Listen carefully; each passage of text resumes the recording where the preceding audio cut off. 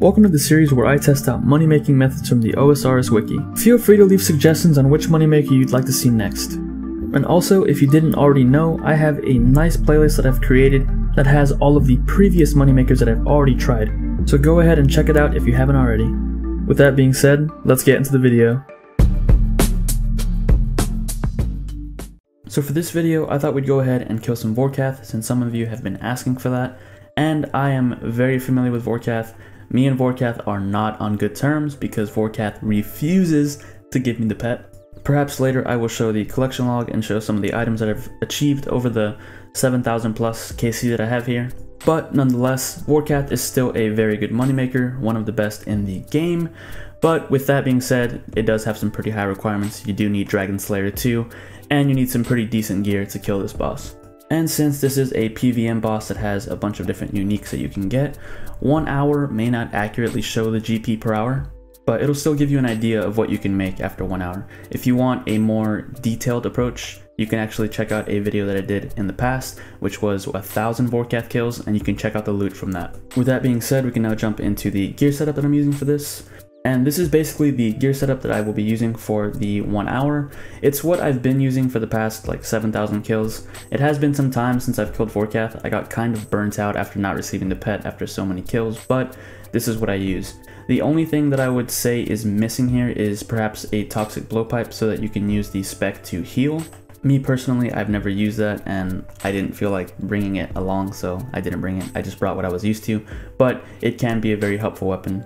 But as you can see here, I do have Elite Void, I have the Dragon Hunter crossbow with the Dragonfire ward, I have the Salve Amulet EI, I have Ruby Bolts and Diamond Bolts enchanted, I have the Archer's Ring, the Pegasian boots, and my Ava's Assembler, I believe it's called. And then for the inventory, I have Dust Runes and Chaos Runes to cast Crumble Undead, I have my Max Cape to tele out to the Crafting Guild and to my POH, and I have the Fremenic Boots 4 to tele to the boss, or at least very close to the boss. And then of course I have Prayer Potions, Divine Ranging Potion, Anti-Venom Plus, and the Extended Super Anti-Fire.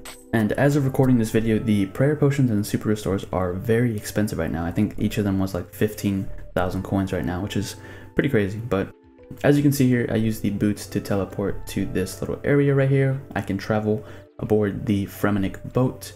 And then we're very close to Vorkath already. This is Vorkath's lair, his domain. But to us, it's basically a printer for GP.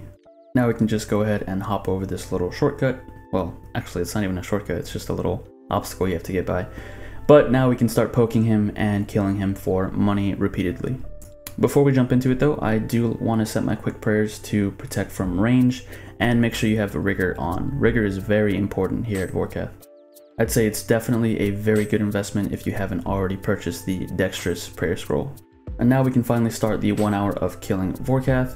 The fight is not that difficult. I was thinking about explaining it in this video, but I think I might have already done that in my other video. But if I haven't, I suppose I could just make another video where I go into detail on how I kill this boss. For now though, I'll just give a brief overview of what I do to kill Vorkath. Basically, I bring the Ruby Bolts and the Diamond Bolts enchanted. The Ruby Bolts will be doing most of the damage, and then once Vorkath hits around 265 HP, that is when you can switch to the Diamond Bolts. Now the reason you do this is because the Ruby Bolts can do a massive amount of damage if the spec goes off. You can hit a maximum of up to 100 HP of damage here. You'll see that a couple times throughout the video. And then the Diamond Bolts just have the spec of ignoring, I believe, all of the defense of whatever you're shooting at. And the reason we switch is because the Ruby Bolt spec goes off of a percentage of the remaining health on the boss. So once you hit 265, it's not really worth it to use the Ruby Bolt spec because it does actually hurt you as well. As for Vorkath's main attacks, basically the only attack that we'll be taking damage from is the magic attack, which is the blue ball that he sends out. And that is because we are praying range, so we don't have to worry about that spiky ball that he sends at us. Because of the super extended anti-fire that we are using, we don't have to worry about any of his Dragonfire attacks, so we are completely immune to that because we have the potion and because we have the Dragonfire ward, which will shield us from all of the Dragonfire. We also have the Anti-Venom Plus potion, which will give us immunity to his Venom attack. It is the dark green Dragonfire attack that he throws out. If that hits you and you don't have the Anti-Venom potion, you will be envenomed and you will take damage over time. Vorkath also has this huge fireball that he throws out at random times, and if he hits you directly on the tile that you are standing on, it will insta-kill you. If you are standing one tile away from it, I believe you still take like 50 to 60 points of damage. So always be on the lookout for that. If you're just learning Vorkath, I suggest having your sounds on. Hearing the sounds of what attacks he's throwing out will greatly help. Vorkath also has the acid attack, which he throws out at random times as well. During this phase, you can actually attack him and do damage while there's acid and while you're walking. Me, I choose not to do that because my internet is not very reliable, so the ping is always jumping around and it's kind of hard to figure out what the, I guess, walking pattern is for that. I don't bother with it. The damage that Vorkath takes during the acid phase seems to be reduced as well, so it's just not worth it to me to take damage. And for Vorkath's last attack, it is basically a freezing attack. He will freeze you and then throw out this little critter who will then walk towards you, and if he reaches you, he'll blow up for about 50 damage. So this is where you use the Crumble Undead spell on that creature, and as long as you don't have a huge negative magic bonus, you should be able to insta-kill the creature with that spell every single time. Some people actually like bringing the Slayer Staff so that they can auto-cast a spell, so you don't have to go to the spell book, click on the spell, and then click on the critter. If you're just starting out, that might actually be a nice item to bring. Now, as you are well aware, I am using the ranging method of killing this boss, but with the addition of the Dragon Hunter Lance, you can actually use melee to kill this boss as well. And I think in the wiki it actually said that using the melee version of this would actually get you more money per hour. And I'm assuming that's because you save money on certain supplies, especially stuff like bolts. But for this video, I decided to just stick with the range method that I've been using. I actually did my first 1,000 kills with melee a long time ago when this boss first came out, and I believe I was using the Zamorakian Hasta, so that was kind of a pain. I remember getting upwards of 5-minute kills sometimes, and I just didn't feel like reliving that, even though I know, the Dragon Hunter Lance is probably 10 times better, and you probably get kills comparable to range here. But perhaps we'll leave that to a future video where I test out the melee version of it. Now, about halfway through the Vorkath grind, I ended up doing the Elite Fremennik Diaries, and this kind of changed the way that I would bank. Normally I would go to the Lunar Isle bank there, and then talk to somebody and then get kicked off the island to get sent right next to the boat.